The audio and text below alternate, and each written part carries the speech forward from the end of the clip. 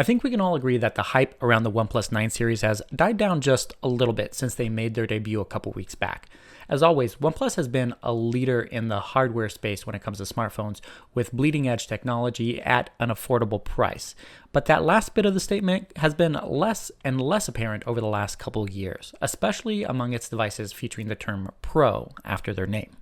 So here's my question. Is a flagship device from OnePlus still worth your money in 2021? I'm Nick Gray, and this is my review of the OnePlus 9 Pro.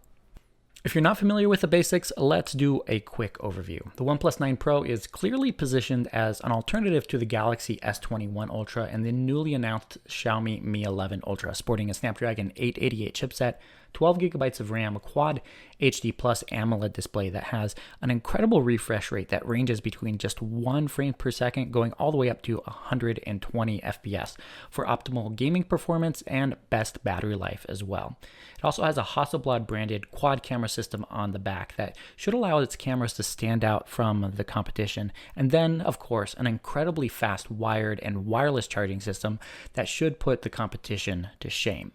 But before we get into all that to see if the phone's specifications live up to the hype, let's talk about the design real quick. This may sound a little bit blunt, but OnePlus really phoned it in this year, spending very little time or effort to make the phone's design and its looks one of the selling points here. There's really nothing horrible or offensive to point out, but there's really nothing exciting or unique either. For what it's worth, the design is familiar, featuring the usual notification toggle, some well-placed buttons, and that great fit and finish that we've come to appreciate from OnePlus over the years. It just doesn't look or feel like anything special. But OnePlus didn't make any promises about the phone's looks. Instead, it spent weeks teasing about the phone's improved camera capabilities and its multi-year partnership with Hasselblad. There's definitely a lot to talk about when it comes to the cameras on this device, but let's get one thing out of the way right now. The Hasselblad logo on the back of the phone really doesn't mean anything at this point. Yes, Hasselblad did help tune the imaging sensor for a more natural look, and the OnePlus camera team did incorporate some Hasselblad design touches within the camera app, including the orange shutter button and also that ever so satisfying Hasselblad shutter sound. But if you're looking for a true Hasselblad camera on a smartphone, I suggest checking back in next year. With that out of the way, the cameras on this phone are incredibly good, especially for OnePlus. For its main camera, the 9 Pro features a Sony IMX789 sensor, while the ultra-wide camera is a Sony IMX766. That's right, Sony spent the extra cash to make sure that they're using the best camera hardware on the market, not only for the main camera, but the ultra-wide camera as well, which typically have much smaller sensors that don't perform well in low light conditions.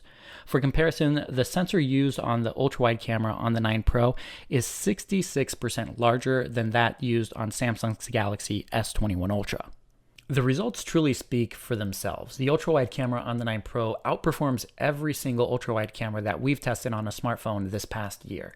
It doesn't matter if you're taking pictures on a bright sunny day, indoors, or at night when out on the town. This camera delivers fantastic shots that are definitely worth sharing. On top of that, the freeform lens that OnePlus paired with the sensor does an incredible job at minimizing edge distortion that is often prevalent when capturing ultra-wide images on smartphones.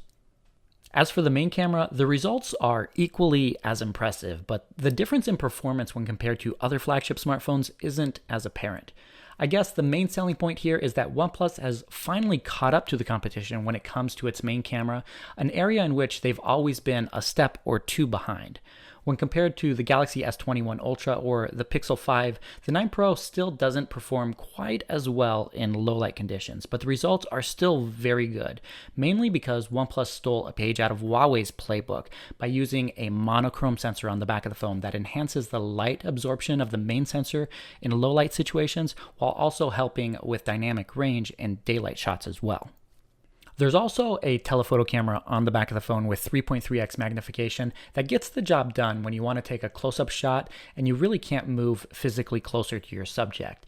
Its low-light performance really isn't anything to write home about, but that's honestly par for the course for zoom cameras. What is a little bit odd though is the fact that OnePlus decided not to use the zoom camera at all for 4K video capture, instead opting for 2x digital zoom on the main sensor. The The only way to actually use the 3.3x magnification for that camera while recording video is bumping the resolution all the way down to 1080p. The good news is that the main and ultra-wide cameras offer incredible video quality, going all the way up to 8K 30 FPS, though I do recommend sticking with 4K video at 60 frames per second if you don't want to chew up all of your internal storage. Video stabilization is great as well, with the larger sensors used on the main and ultra-wide cameras delivering impressive results in low light conditions when capturing video at night. My only real disappointment with the cameras on this device is the use of the same 16 megapixel sensor that OnePlus has been using on its flagship tier devices since the OnePlus 7 made its debut. I honestly wasn't that impressed with the results back then, and I'm definitely disappointed with them using the same hardware on this device when so many other flagship tier devices this year have shown to have incredible selfie cameras, something that you're going to have to give up if you're purchasing this device. But of course, in true OnePlus form, the 9 Pro really isn't a story merely about the camera. The main reason people still love these phones is because of the performance that they offer and the software experience as well. I'm going to touch quickly on the software since there really isn't that much new here. The latest build of Oxygen OS running on Android 11 is pretty much identical to what we got on last year's OnePlus 8T. It's fast, customizable, and offers a pretty clean user experience when compared to other custom skins of Android from other manufacturers. But if I had a choice, I'd still prefer a stripped-down version of Android that Google uses on its Pixel smartphones, but Oxygen OS still offers a well-balanced experience that gives power users the flexibility to customize the look and feel of their device without all that heavy bloat that you typically get on other custom builds of Android. And that brings us to performance, an area where OnePlus has always been a leader. If you're not familiar with the basics, of course, I touched on this earlier, but the 9 Pro is using a Qualcomm Snapdragon 888 chipset with 12 gigabytes of LPDDR5 RAM and 256 gigabytes of UFS 3.1 storage. While those specs aren't completely unusual for a flagship tier device like this in 2021, the performance that they've been able to squeeze out of the hardware is better than most, giving the OnePlus 9 Pro a slight advantage in synthetic benchmark scores, which also translate into real-world performance benefits if you're a heavy gamer or plan on using the device for heavy lifting tasks like video editing or 3D rendering on a smartphone. But in order to deliver the best gaming experience possible, OnePlus is also introducing a new HyperTouch feature, which reduces touch latency by up to 85%, delivering an impressive 360 Hz touch sampling rate. This sounds amazing in theory, but OnePlus does have to whitelist individual games to take advantage of HyperTouch, which means at launch, only PUBG Mobile, Call of Duty Mobile, League of Legends Wild Rift, and Brawl Stars are the only games that are currently compatible, leaving all other titles with the regular 240 Hz touch sampling. Now, I do have to admit that I really can't tell the difference between the 360 Hz touch sampling rate on the 9 Pro and the 240 Hz that you get on the Galaxy S21 Ultra while playing Call of Duty Mobile or Wild Rift, but that could be because both of those games cap the frame rates at just 60 FPS, which really isn't the best user experience to start with. Regardless though, the gaming performance of this phone is phenomenal, with the phone staying pretty cool even through long gaming sessions up to 30 to 45 minutes. The internal thermals that OnePlus is using seem to be better than what most other mainstream flagship devices have, dissipating the heat evenly throughout the body of the phone so that the Snapdragon 888 can run at peak performance for longer before it starts throttling. If you're looking for a smartphone with a great display, the 9 Pro is definitely one of the devices that should be at the top of your list, with its 6.7-inch Quad HD AMOLED display. While we've seen LTPO technology on other devices with dynamic refresh rates that range between 10 and 120 Hz, the 9 Pro takes things to a whole new level, dropping the refresh rate all the way down to 1 Hz. This means if you're looking at static content on your phone and you're not touching the display, it will only refresh the screen 1 time per second, dramatically reducing its power consumption. As you can imagine, the display is quite nice to look at as well once you rev up its frame rates with its 10-bit color depth, HDR10 support, and being able to reach 13 nits of peak brightness, which means you'll never have issues seeing the screen while using the phone outdoors on a sunny day.